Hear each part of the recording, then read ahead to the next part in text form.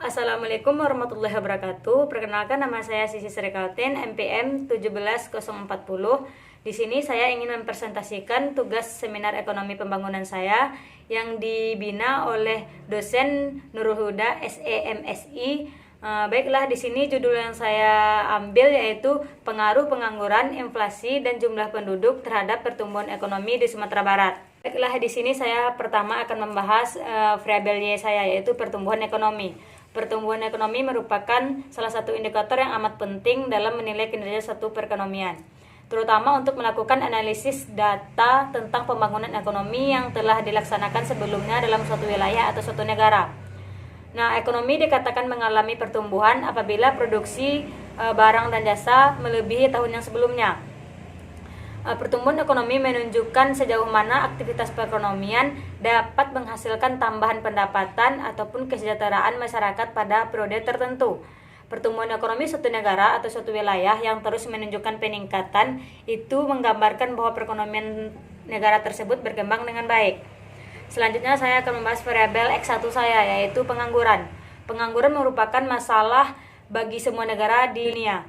Tingkat pengangguran tinggi akan memberikan atau mengganggu stabilitas nasional negara, sehingga setiap negara berusaha untuk mempertahankan tingkat pengangguran pada tingkat yang sewajarnya atau yang serendah-rendahnya.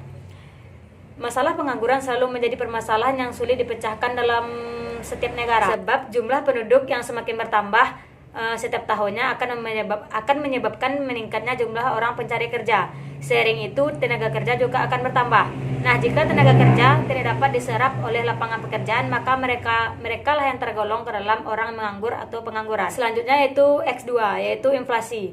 Suatu negara dipandang berhasil memecahkan permasalahan ekonomi negaranya dapat dilihat dari ekonomi mikro dan ekonomi makro negara tersebut.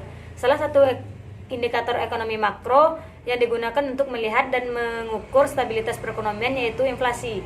Dalam perspektif ekonomi, inflasi merupakan fenomena moneter dalam suatu negara di mana naik turunnya inflasi yaitu cenderung mempengaruhi terjadinya gejolak ekonomi. Inflasi itu sendiri adalah suatu gejala di mana tingkat harga umum mengalami kenaikan secara terus-menerus.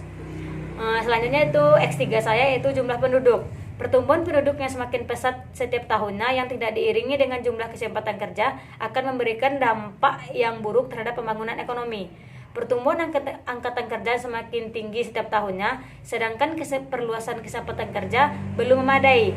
Itulah menyebabkan terjadinya pengangguran terus bertambah. Selanjutnya, rumusan masalah. Yang pertama, bagaimana pengaruh pengangguran terhadap pertumbuhan ekonomi di Sumatera Barat?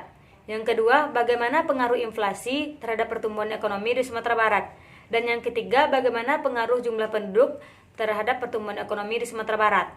Nah, tujuan dari penelitian ini yang pertama itu untuk mengetahui pengaruh pengangguran terhadap pertumbuhan ekonomi di Sumatera Barat. Yang kedua, untuk mengetahui pengaruh inflasi terhadap pertumbuhan ekonomi di Sumatera Barat. Dan yang ketiga, untuk mengetahui pengaruh jumlah penduduk terhadap pertumbuhan ekonomi di Sumatera Barat.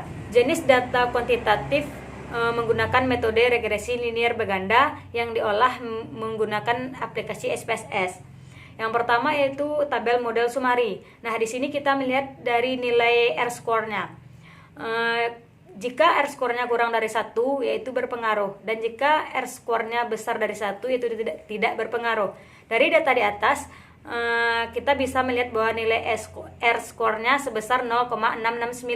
Artinya variabel X1, X2, X3 berpengaruh terhadap variabel terikat, yaitu variabel Y. Yang kedua yaitu tabel ANOVA. Nah, di sini kita juga melihat nilai signya. Jika nilai signya kurang dari 0,05, maka hipotesisnya diterima. Dan jika signya besar dari 0,05, hipotesisnya tidak diterima.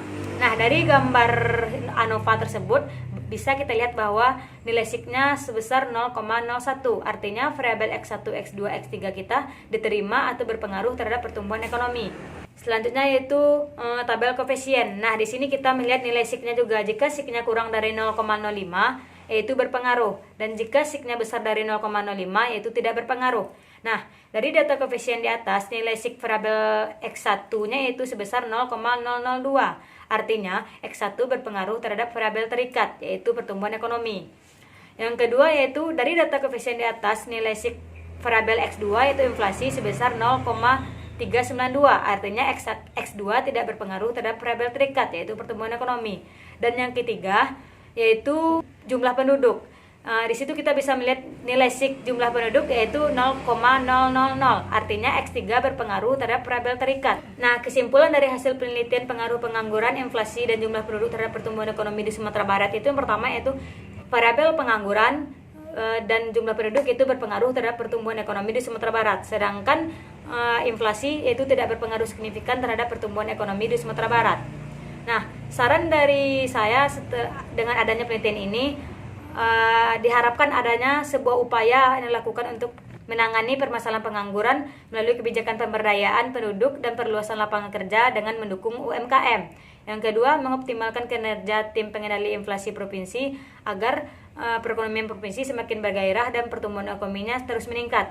Dan yang ketiga, perlu ditingkatkannya pemanfaatan sumber daya manusia yang baik dan terorganisir dengan tujuan menciptakan masyarakat yang produktif sehingga akan membuat pertumbuhan ekonomi yang baik. Nah, itulah hasil penelitian dari saya. Sekian, terima kasih. Jika ada kesalahan, saya mohon maaf. Wabillahi taufiq wal hidayah. Wassalamualaikum warahmatullahi wabarakatuh.